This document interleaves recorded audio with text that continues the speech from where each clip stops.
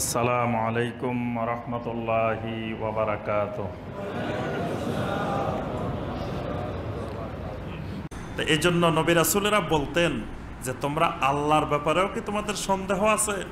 যে আল্লাহ আসমান জমিন সৃষ্টি করেছেন, তিনি তোমাদেরকে ডাকতেছেন তোমাদের গুনাহ মাফ করার জন্য, কিন্তু আল্লাহর বান্দা নিজের গুনাহ মাফ করাতে চায় না, বরং যেখানে গেলে মাফ হবে না সেখানে দৌড়াদৌড়ি করে। আল্লাহর বান্দারা এমন যে আল্লাহর বান্দারা খোঁজে শর্টকাট তরিকা। এত কষ্ট করার দরকার কি? বছরে বিশেষ বিশেষ দুই একটা দিন রাত পাওয়া গেলে সেই দিন সব মাফ করাই লইলেই তো হয়। অথবা আল্লাহর কোনো ফিয়েস, আল্লাহর কোনো কাছের কোনো মানুষ, কোনো মুকাররাবিন, কাছে কিনারের কোনো মানুষ পাওয়া গেলে তার মাধ্যমে তো মাপ লইলে চলে। এত কষ্ট করার কি দরকার? ক্বালু ইন আনতুম ইল্লা বাশারুম মিসলুনা, ওই মানুষেরা বলে উঠল, ও নবী রাসূলেরা, তোমরা তো আমাদের মতো বাশার। যত রাসূল আল্লাহ পাক জমিনে পাঠাচ্ছেন সব রাসূলকে ওই এলাকার মানুষেরা বলতেছে, ইন আনতুম ইল্লা বাশারুম মিসলুনা, তোমরা তো আমাদের মতো বাশার। বাশার মানে মানুষ। কারণ কি?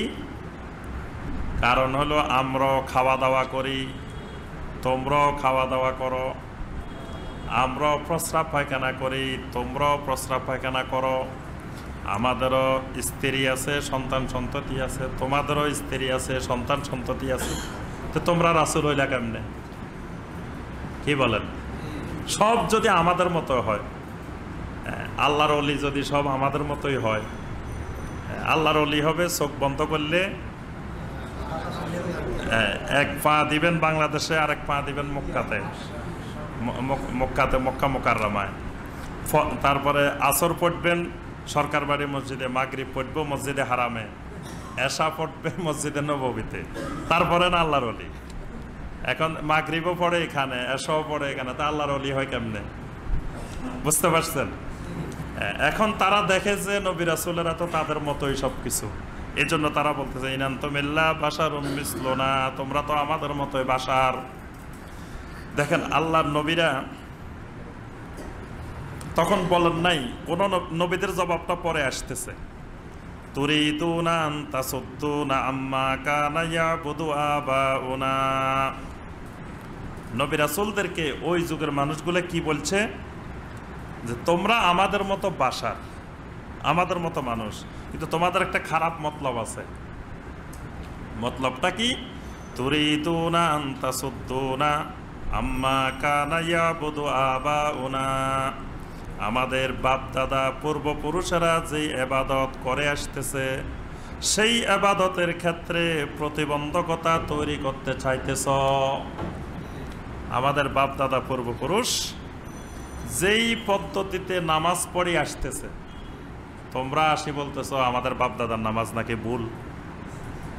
আমাদের বাপদাদা পূর্বপুরুষ যেই মিলাদ, যেই খতম, যেই দরুদ পড়ে আসতেছে, তোমরা আসি বলতেছ এটা নাকি ভুল, এগুলা নাকি নাই।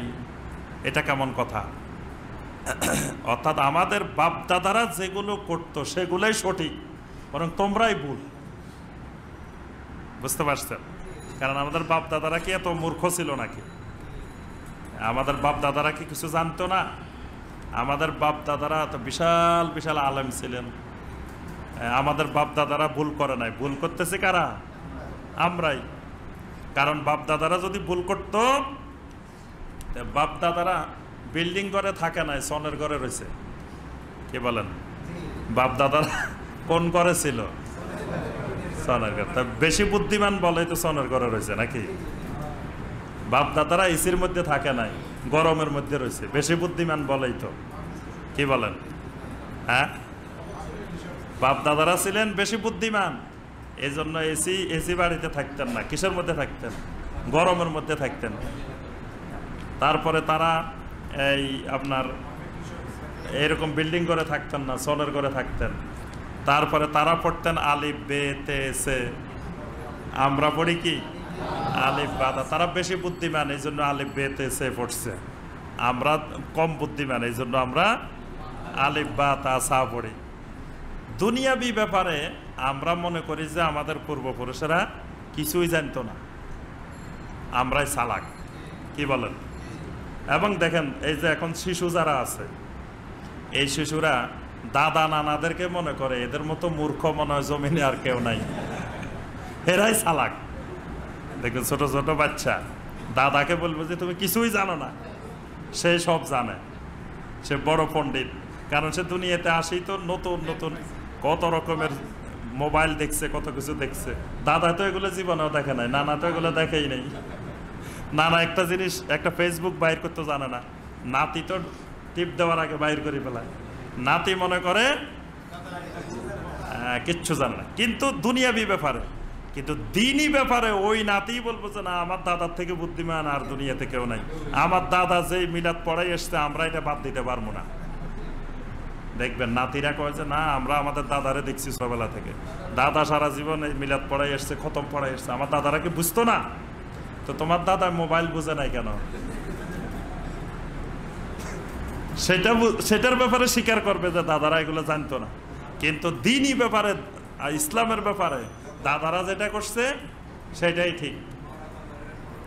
তো এই আল্লাহ পাক বলতেছেন সকল নবী রাসূলদেরকে ওই যুগের মানুষেরা এই কথাটাই বলছে যে তোমরা আমাদের মতো বাসার, অথচ তোমরা আমাদেরকে আমাদের বাপ দাদার ইবাদত থেকে সরাই দিচ্ছ।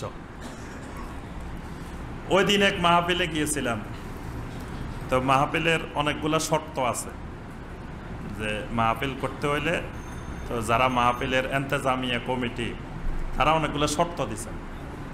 তো এক নেতার এক শর্ত, একজন বলছেন যে মাহফিলে রাজনৈতিক কোনো কথাবার্তা বলা যাবে না। আলহামদুলিল্লাহ, এটা তো ভালো জিনিস, আমরা রাজনৈতিক কথাবার্তা বলিও না। আরেকজনের শর্ত হলো আমাদের সমাজে প্রচলিত যে ইবাদত বন্দেগী আছে এগুলোর বিরুদ্ধে কিছু বলা যাবে না। তারপরে আরেকজনের শর্ত হলো আমাদের পীর সাহেবদের বিরুদ্ধে কিছু বলা যাবে না।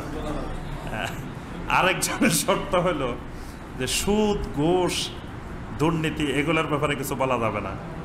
অর্থাৎ আপনি আমার গরু জবাই করে দিবেন হুজুর, হাদিও 1000 টাকা নিয়ে যান, কিন্তু আমার গরুর যেন রক্তবাহীন না হয়। আপনি যেখান দিয়ে পারেন সেখান দিয়ে জবাই করেন,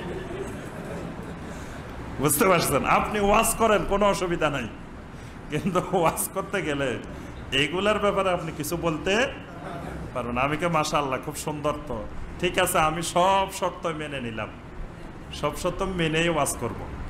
তো যারা শর্ত দিয়েছেন তারা মাহফিলে ছিলেন, তা আমি সব শর্ত মেনেই ওয়াজ করছি। আমি পরে জিজ্ঞাসা করছি যে কোনো শর্তের কি খেলাপ হয়েছে? কোনো শর্তের খেলাপ হয় নাই। এই সেম জিনিস দেখেন, এই যে হাজার হাজার বছর ধরে একই জিনিস, সেই আজ থেকে কয়েক হাজার বছর আগে সেই নূহ আলাইহিস সালামের যুগের মানুষ এই কথাটাই বলছে যে খবরদার, আমাদের বাপ দাদারা যে ইবাদত বন্দেগী যেভাবে করে আসতেছে এইটার মধ্যে কোনো হাত বসানো যাবে না, এটার উপরে কোনো আঘাত করা যাবে। সেই আধুনিক যুগে, যেই যুগকে এখন বিজ্ঞানের যুগ, আধুনিক যুগ বলা হচ্ছে, তো সেই যুগের মানুষও সেম ওই কথাটাই বলতেছে হাজার হাজার বছর ধরে।